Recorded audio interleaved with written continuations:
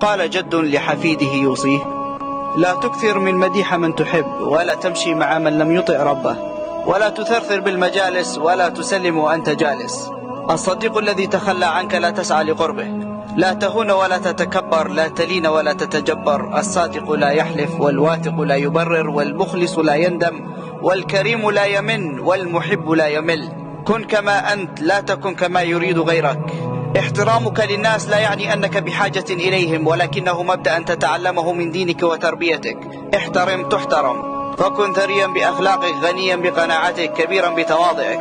لا تنظر لمن يتكلم عليك من خلفك، لأنه في الأصل خلفك وليس أمامك. لا تخبر الناس كم تحفظ وتقرأ من القرآن، بل دعهم يرون فيك قرآنا. اطعم جائعا، واكس عاريا، وساعد محتاجا، وارحم يتيما، وسامح مسيئا، وبر بوالديك، وابتسم للجميع. فليس العبرة أين وصلت في القراءة وحفظ القرآن، إنما أين وصل القرآن فيك.